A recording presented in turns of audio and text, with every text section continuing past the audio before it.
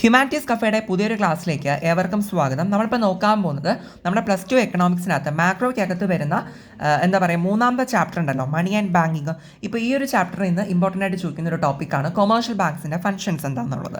Okay, അപ്പം ഇതൊന്ന് നമുക്കൊന്ന് ഈ ഒരു ക്ലാസ്സിലൂടെ നമുക്ക് സെറ്റാക്കാം. പിന്നെ ഞാനിവിടെ എൻ്റെ ഒരു പഴയ ടെക്സ്റ്റ് ബുക്കാണ് കേട്ടോ ഞാൻ കാണിക്കുന്നത്. കാരണം ഇതിൻ്റെ PDF നോക്കിയിട്ട് NCERT ആണ് ഉള്ളത്. അപ്പോൾ NCERTക്കകത്ത് ഈ ഒരു ടോപ്പിക്ക് ഡീറ്റെയിൽ ആയിട്ട് കൊടുത്തിട്ടില്ല. അപ്പോൾ ഇതിൽ കുറച്ചുകൂടി എന്താ പറയുക ടോപ്പിക്സ് നന്നായിട്ട് കൊടുത്തിട്ടുണ്ട്.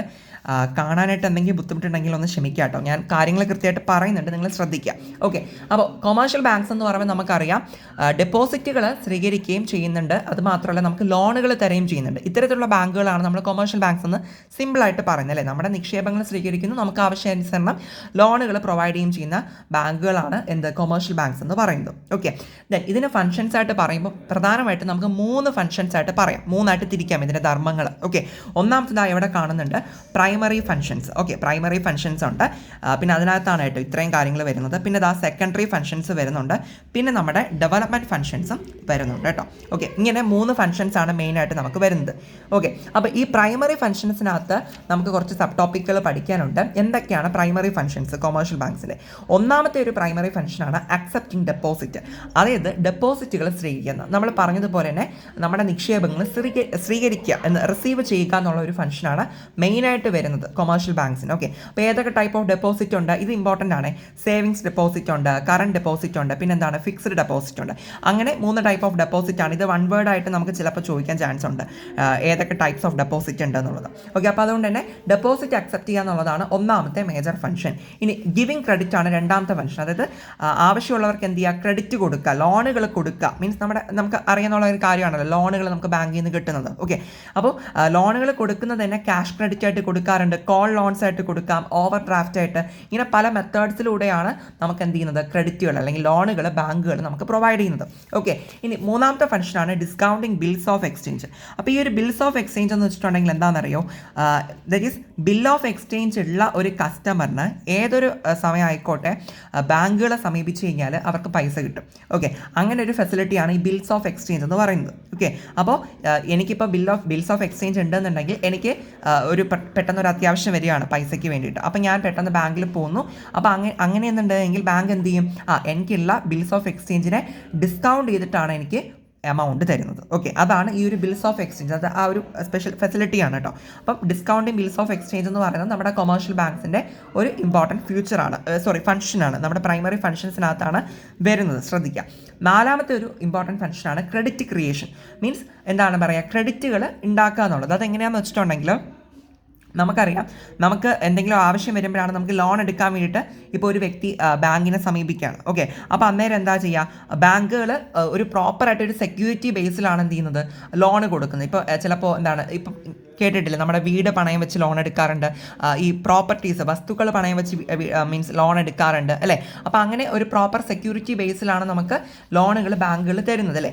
അപ്പോൾ അന്നേരം നമുക്കറിയാം ഈ ലോൺ എമൗണ്ട് നമുക്ക് നേരിട്ട് കയ്യിലല്ല അവർ തരിക അല്ലേ. ബാങ്കിൽ നിന്ന് നമുക്ക് കയ്യിലാണോ എമൗണ്ട് കിട്ടുക, നമ്മുടെ അക്കൗണ്ടിലോട്ടല്ലേ ട്രാൻസ്ഫർ ചെയ്ത് വരുന്നത്. ഓക്കെ, അപ്പോൾ ആ രീതിയിൽ പറയുമ്പോൾ ഓരോ എമൗണ്ട് കൊടുക്കുമ്പോഴും എന്താണ്, ഓരോ വ്യക്തിയുടെ പേരിൽ അവിടെ ഡെപ്പോസിറ്റ് ചെയ്യുകയാണ് ചെയ്യുന്നത് ബാങ്കുകൾ. അപ്പോൾ അങ്ങനെ ഓരോ ക്രെഡിറ്റ് ആണ് അവിടെ ക്രിയേറ്റ് ചെയ്യപ്പെടുന്നത്. അതാണ് ആ ക്രെഡിറ്റ് ക്രിയേഷനിൽ പറയുന്നത്. ഓക്കെ, ഇനി അഞ്ചാമത്തെ ഇമ്പോർട്ടൻറ്റ് പോയിന്റ് ആണ് ഇൻവെസ്റ്റ്മെൻറ്റ് എന്ന് പറയുന്നത്. അതായത് നമ്മുടെ ബാങ്കുകൾ ഈ ലോണൊക്കെ കൊടുത്തതിന് ശേഷം അവരുടെ കയ്യിൽ ആ ഒരു ട്രാൻസാക്ഷനുമായിട്ട് ബന്ധപ്പെട്ട് കുറച്ച് എമൗണ്ട് ബാലൻസ് ഉണ്ടാവും. ഓക്കെ, ഇപ്പോൾ നിങ്ങൾ ചിലയിടത്ത് കേട്ടിട്ടില്ലേ, നമുക്കിപ്പോൾ ഒരു എന്താ പറയുക ഒരു നിശ്ചിത എമൗണ്ട് നമുക്ക് ലോൺ അനുവദിച്ചു ബാങ്ക്, പക്ഷെ നമുക്ക് അത്രയും ടോട്ടൽ എമൗണ്ട് നമുക്ക് കിട്ടണമെന്നില്ല അല്ലേ. കുറച്ച് എമൗണ്ട് ബാങ്കുകാർ പിടിക്കുന്നതായിട്ട് നിങ്ങൾ കേട്ടിട്ടില്ലേ. അപ്പോൾ ആ ഒരു സംഭവമാണ്. അതായത് അവർക്ക് അങ്ങനെ പിടിക്കാനുള്ള അവകാശമുണ്ട്. എന്താണെന്ന് വെച്ചിട്ടുണ്ടെങ്കിൽ ഇപ്പോൾ ഒരു എമൗണ്ട് ലോൺ കൊടുക്കുകയാണ്, പക്ഷെ അതിൽ നിന്ന് ഒരു നിശ്ചിത എമൗണ്ട് അവരെന്ത് ചെയ്യും, അവരൊരു ഇൻവെസ്റ്റ്മെൻറ്റ് കണക്കാക്കി അവർ ആ ഒരു എക്സസ് എമൗണ്ട് അവരെടുത്ത് ഇൻവെസ്റ്റ്മെൻ്റ് ആയിട്ട് അവർ മീൻസ് ഒരു നിക്ഷേപം പോലെ അവർ ഇടും ആ ഒരു എമൗണ്ട് ബാങ്കിൽ തന്നെ. ഓക്കെ, അത് ബാങ്കുകളുടെ ആവശ്യത്തിന് വേണ്ടിയിട്ടാണ്. ഓക്കെ, അപ്പോൾ അതാണ് ഇൻവെസ്റ്റ്മെൻറ്റ് എന്ന് പറയുന്നത്. ഓക്കെ, അപ്പോൾ നിങ്ങൾ ഈ പോയിന്റ്സ് സബ് ടോപ്പിക്സുകൾ കൃത്യമായിട്ട് പഠിക്കുക. പ്രൈമറി ഫങ്ഷൻസിനകത്ത് accepting deposits, giving credit, discounting bills of exchange, credit creation, പിന്നെ അഞ്ചാമതായിട്ട് ഇൻവെസ്റ്റ്മെൻറ്റ്. ഇങ്ങനെ 5 കാര്യങ്ങളാണ് പ്രൈമറി ഫങ്ഷൻസിനകത്ത് വരുന്നത്. ഇനി സെക്കൻഡറി ഫങ്ഷൻസിനകത്ത് കുറച്ച് കാര്യങ്ങളെ വരുന്നുള്ളൂ. എന്തൊക്കെയാണ്? ഒന്ന് വരുന്നത് ഏജൻസി ഫങ്ഷൻസ് ആണ്. ഓക്കെ, ഏജൻസി ഫങ്ഷൻസിനകത്താണ് മീൻസ് അത് ആദ്യമേ പറഞ്ഞുതരാം. സെക്കൻഡറി ഫങ്ഷൻസിനെ നമുക്ക് രണ്ടായിട്ട് തരംതിരിക്കാം. ഒന്ന് ദ എ എന്ന് അവിടെ കൊടുത്തിട്ടുണ്ട്, ഏജൻസി ഫങ്ഷൻസ്. ബി എന്ന് പറഞ്ഞ് അവിടെ കൊടുത്തിട്ടുണ്ട്, മിസ്സലേനിയസ് ഫങ്ഷൻസ്. ഓക്കെ, അപ്പോൾ ഇങ്ങനെ രണ്ടായിട്ടാണ് സെക്കൻഡറി ഫങ്ഷൻസിനെ ക്ലാസിഫൈ ചെയ്ത് വെച്ചിട്ടുള്ളത്. ഓക്കെ, അപ്പോൾ ഈ സെക്കൻഡറി ഫങ്ഷൻസിനകത്തെ ആദ്യത്തെ ക്ലാസിഫിക്കേഷൻ ആണല്ലോ ഏജൻസി ഫങ്ഷൻസ്. ഓക്കെ, അപ്പോൾ ഇതിനകത്താണ് ഇത്രയും പോയിന്റ്സ് വരുന്നത്. ഇത് നിങ്ങൾക്ക് ആദ്യം കേൾക്കുമ്പോൾ ഭയങ്കര ഡിഫിക്കൽട്ടായിട്ട് തോന്നും, പക്ഷെ നിങ്ങളൊന്ന് മനസ്സിരുത്തി ടോപ്പിക്സുകൾ പഠിച്ചു നോക്കൂ. പിന്നെ നമുക്ക് അത്യാവശ്യം കുഴപ്പമില്ലാത്ത രീതിയിൽ ഇത് മനസ്സിലാക്കാൻ പറ്റും കേട്ടോ. ഫസ്റ്റ് ടൈം നിങ്ങൾക്ക് കേൾക്കുമ്പോൾ കുറേ ടോപ്പിക്സുകൾ പഠിക്കണമല്ലോ, ആ ഒരു മിസ്അണ്ടർസ്റ്റാൻഡിങ് വരാൻ ചാൻസ് ഉണ്ട്. പക്ഷെ നിങ്ങളൊന്ന് ശ്രദ്ധിച്ച് കേട്ട് നോക്കൂ കേട്ടോ. ഓക്കെ, അപ്പോൾ ഏജൻസി ഫങ്ഷൻസിനകത്ത് വരുന്നതാണ് ട്രാൻസ്ഫർ ഓഫ് ഫണ്ട്. ഈ പലതരത്തിലുള്ള ഫണ്ടുകൾ എന്ത് ചെയ്യുക, ട്രാൻസ്ഫർ ചെയ്ത് കൊടുക്കുക. ഇപ്പോൾ അതിനകത്ത് പറയുന്നത് ഈ ക്യാഷ് ഉണ്ടല്ലോ, മണി എന്ത് ചെയ്യുക, ഒരു സ്ഥലത്ത് നിന്ന് മറ്റൊരു സ്ഥലത്തിലോട്ട് ട്രാൻസ്ഫർ ചെയ്യും. ഇപ്പോൾ ഡ്രാഫ്റ്റിലൂടെയോ മെയിൽ ട്രാൻസ്ഫറിലൂടെയോ അങ്ങനെ പല ട്രാൻസാക്ഷൻ മെത്തേഡ്സ് ഉണ്ടല്ലോ, അതിലൂടെ ഫണ്ടുകൾ ട്രാൻസ്ഫർ ചെയ്ത് കൊടുക്കുക എന്നുള്ളത് ബാങ്കുകളുടെ, കൊമേഴ്ഷ്യൽ ബാങ്കിൻ്റെ ഒരു ഫംഗ്ഷനാണ്. ഇനി കളക്ഷൻ ഓഫ് മണി കളക്ട് ചെയ്യുക എന്നുള്ളത്, ഇപ്പോൾ ചെക്കിലൂടെയോ ഡ്രാഫ്റ്റിലൂടെയോ ഒക്കെ എന്ത് ചെയ്യുക, എമൗണ്ട് കളക്ട് ചെയ്യുക എന്നുള്ളതും അവരുടെ ഒരു ഫംഗ്ഷനായിട്ട് വരുന്നുണ്ട്. പിന്നെ മൂന്നാമത്തെ പോയിന്റായിട്ട് വരുന്നത് collect dividends on shares and interest on debentures and bonds. ഷെയറുകൾക്കാണെങ്കിൽ ഡിവിഡൻഡ് ആണ് അവർ സ്വീകരിക്കുന്നത്, അതുപോലെ ഡിബഞ്ചേഴ്സും ബോണ്ടേഴ്സിനും ഒക്കെ ആണെന്നുണ്ടെങ്കിൽ, ബോണ്ടുകളൊക്കെ ആണെന്നുണ്ടെങ്കിൽ ഇൻട്രസ്റ്റ് ആയിരിക്കും അവർ ഈടാക്കുന്നത്. ഓക്കെ, അത് ഒരു ഫംഗ്ഷനായിട്ട് വരുന്നുണ്ട്. പിന്നെ ബിൽ എമൗണ്ടും ഇൻഷുറൻസ് പ്രീമിയം ഇതൊക്കെ അടയ്ക്കുക എന്നുള്ള ഒരു ഫംഗ്ഷൻ. പിന്നെ എക്സിക്യൂട്ട് ബിൽസ് ഓഫ് കസ്റ്റമേഴ്സിന് എന്താണോ ആവശ്യം അതനുസരിച്ചുള്ള സർവീസുകൾ ചെയ്യുക എന്നുള്ളത്. ഇതെല്ലാമാണ് ഏജൻസി ഫംഗ്ഷൻസിനകത്ത് വരുന്നത്. ഓക്കെ, അപ്പോൾ നിങ്ങൾക്ക് ഇത്രയൊക്കെ എഴുതാൻ പറ്റില്ല എന്നുണ്ടെങ്കിലും നിങ്ങൾ ഈ ട്രാൻസ്ഫർ ഓഫ് ഫണ്ട്സും കളക്ഷൻ ഓഫ് മണിയും പിന്നെ എക്സിക്യൂട്ട് ബിൽസ് ഓഫ് കസ്റ്റമേഴ്സ്, ഈ 3 പോയിന്റ് എന്തായാലും ഇതിൽ കൂടെ നിങ്ങൾക്ക് ഏജൻസി ഫംഗ്ഷൻസിനകത്ത് ഓക്കെ സിമ്പിളായിട്ട് അത് പഠിച്ചു വെക്കാമല്ലോ. ഏജൻസി ഫംഗ്ഷൻസിനകത്ത് ട്രാൻസ്ഫർ ഓഫ് ഫണ്ട് ട്രാൻസ്ഫർ ചെയ്യുന്ന കാര്യം, മണി കളക്ട് ചെയ്യുന്ന കാര്യം, പിന്നെ എക്സിക്യൂട്ട് ബിൽസ് ഓഫ് കസ്റ്റമേഴ്സ്, അത് എളുപ്പമാണല്ലോ, കസ്റ്റമേഴ്സിൻ്റെ ആവശ്യങ്ങൾ എന്ത് ചെയ്യുക, നിറവേറ്റി കൊടുക്കുക. ഓക്കെ, അപ്പോൾ അത്രയും കാര്യങ്ങളെങ്കിൽ നിങ്ങൾ മിനിമം പഠിച്ചു വയ്ക്കുക. ഇനി മിസലേനിയസ് ഫങ്ഷൻസ് എന്ന് പറയുമ്പോൾ ബാക്കി അതർ ആയിട്ടുള്ള ഫങ്ഷൻസ് എന്നാണ് ഉദ്ദേശിക്കുന്നത്. എന്താ നോക്കൂ, ഇവിടെ ഒരുപാട് പോയിന്റ്സ് പറയുന്നുണ്ട്, നിങ്ങൾ പറ്റുന്നതൊക്കെ ഒന്ന് പഠിച്ചു വയ്ക്കുക കേട്ടോ. അതിത് purchase and sale of foreign currency എന്ത് ചെയ്യുന്നുണ്ട്, വാങ്ങുകയും വിൽക്കുകയും ചെയ്യുന്നുണ്ട്, അതൊരു ഫംഗ്ഷനായിട്ട് വരുന്നുണ്ട്. അതുപോലെ തന്നെ നമ്മുടെ ട്രാവലേഴ്സ് ചെക്ക്, ഗിഫ്റ്റ് ചെക്ക് എന്നൊക്കെ പറഞ്ഞ് കേട്ടിട്ടില്ലേ. അപ്പോൾ ഇങ്ങനെയുള്ള പല ടൈപ്സ് ഓഫ് ചെക്കുകൾ, okay, travellers cheque, gift cheque എന്നൊക്കെ പറയുന്ന ഇങ്ങനെയുള്ള ഐറ്റംസ് ഒക്കെ പ്രൊവൈഡ് ചെയ്യുക. പിന്നെ അതുപോലെ തന്നെ നമ്മുടെ എന്താണ് സേഫ് ഡെപ്പോസിറ്റ് ഫെസിലിറ്റീസ് ഓഫർ ചെയ്യുന്നുണ്ട്.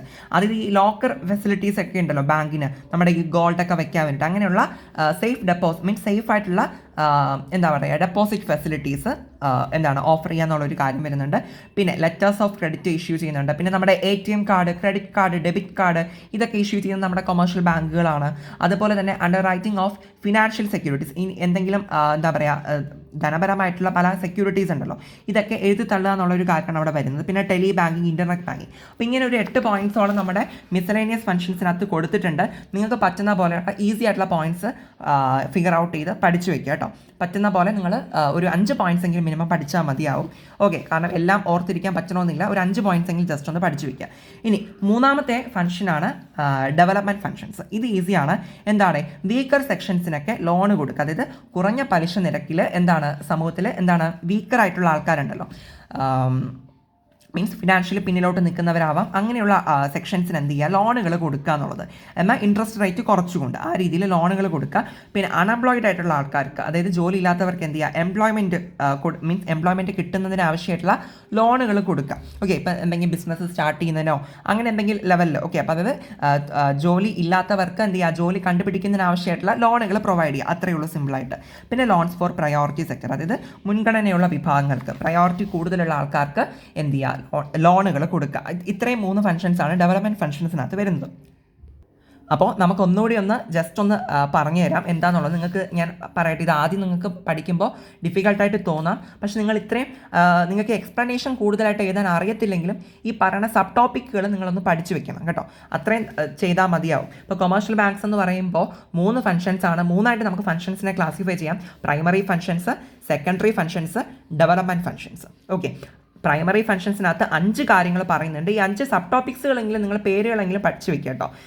അത് deposit, accepting deposit, giving credit, പിന്നെ ബിൽസ് ഓഫ് എക്സ്ചേഞ്ച് ഡിസ്കൗണ്ട് ചെയ്യുക, ക്രെഡിറ്റ് ക്രിയേഷൻ, പിന്നെ ഇൻവെസ്റ്റ്മെൻറ്റ്. സെക്കൻഡറി ഫംഗ്ഷൻസിനകത്ത് അതിനെ രണ്ടായിട്ട് തരംതിരിക്കാം, ഏജൻസി ഫംഗ്ഷൻസും മിസലേനിയസ് ഫംഗ്ഷൻസും. അപ്പോൾ ഏജൻസി ഫംഗ്ഷൻസിനകത്ത് മിനിമം എന്താ ഈ 3 പോയിന്റെങ്കിലും പഠിച്ചു വയ്ക്കുക. Transfer of funds, collection of money, execute bills of customers, ഇതൊക്കെ ഓക്കെ. പിന്നെ മിസലേനിയസ് ഫംഗ്ഷൻസിനകത്ത് 8 പോയിന്റ്സ് ഉണ്ട്, പറ്റുന്ന പോലെ നിങ്ങൾ പഠിച്ചു വയ്ക്കുക. ഇതൊക്കെ എളുപ്പമാണല്ലോ, tele banking, internet banking, ATM card issue ചെയ്യുന്നു, അങ്ങനെയൊക്കെയുള്ളത് എളുപ്പമായിട്ട് നമുക്ക് ഓർക്കാൻ പറ്റുന്നതൊക്കെ നിങ്ങൾ പഠിച്ചു വയ്ക്കുക. ഡെവലപ്മെൻറ്റ് ഫംഗ്ഷൻസിനകത്ത് ഈ 3 പോയിന്റ്, വീക്കർ സെക്ഷൻസിൻ്റെ ലോണ് കുറഞ്ഞ പലിശ നിരക്കിൽ കൊടുക്കുന്നുണ്ട്. അൺഎംപ്ലോയിഡ് ആയിട്ടുള്ള ആൾക്കാർക്ക് എംപ്ലോയ്മെൻറ്റ് കണ്ടെത്താൻ വേണ്ടിയിട്ടുള്ള ലോണുകൾ കൊടുക്കുന്നുണ്ട്. പിന്നെ പ്രയോറിറ്റി സെക്ടറിനും ലോണുകൾ കൊടുക്കുന്നുണ്ട്. അപ്പോൾ ഇത്രയാണ് നമ്മുടെ ഈ ഒരു കൊമേഴ്ഷ്യൽ ബാങ്ക്സിൻ്റെ ഫംഗ്ഷൻസുമായിട്ട് നമുക്ക് പഠിക്കാൻ വേണ്ടിയിട്ടുള്ളത്. അപ്പോൾ എല്ലാവരും നിങ്ങൾക്ക് പറ്റുന്ന രീതിയിൽ ഈ ഒരു ടോപ്പിക്ക് നിങ്ങൾ കവർ ചെയ്ത് പഠിച്ചിട്ട് പോവുക കേട്ടോ. പ്രത്യേകിച്ച് ഈ സബ് ടോപ്പിക്കുകളൊക്കെ സ്കിപ്പ് ചെയ്യാണ്ട് തന്നെ പഠിച്ചിട്ട് പോവുക. എക്സ്പ്ലനേഷൻ നിങ്ങളുടേതുള്ള രീതിയിൽ ബ്രീഫായിട്ടൊന്ന് നോക്കി വെച്ചിരുന്നാലും മതിയാവും. ഓക്കെ. പിന്നെ ടെക്സ്റ്റ് ബുക്ക് ഇത് കാണിച്ച് ഞാൻ പറഞ്ഞല്ലോ, ഞാൻ വേറെ PDF ഒന്നും കിട്ടിയിട്ടുണ്ടായിരുന്നില്ല, അതുകൊണ്ടാണ് ഈ ടെക്സ്റ്റ് ബുക്ക് കാണിച്ച് വീഡിയോ എടുക്കേണ്ടി വന്നത് കേട്ടോ. ഓക്കെ. അപ്പോൾ എന്തെങ്കിലും ക്ലാരിറ്റി കുറവുണ്ടെങ്കിൽ നിങ്ങൾ ക്ഷമിക്കുക. ഞാൻ മാക്സിമം പറ്റുന്ന പോലെ പറഞ്ഞിട്ടുണ്ട്. അപ്പോൾ നിങ്ങൾക്ക് എന്തെങ്കിലും മനസ്സിലായിട്ടില്ല എന്നുണ്ടെങ്കിൽ നിങ്ങൾ കമൻറ്റ് സെക്ഷനിൽ അറിയിക്കുക കേട്ടോ. ഓക്കെ. Thank you.